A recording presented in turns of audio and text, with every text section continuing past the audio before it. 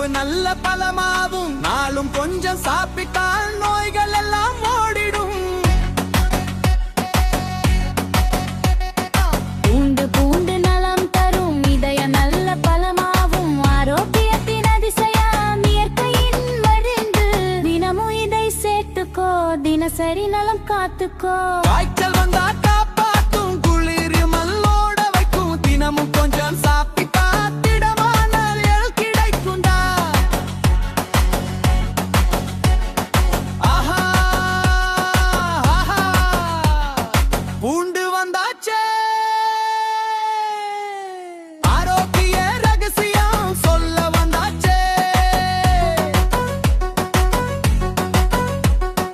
பாட்டி வீட்டு சமையலில் பாசம் சேரும் வாசனையில் பூண்டு ஒரு மந்திரம் தான், உடம்புக்கு நல்ல சக்கிடா.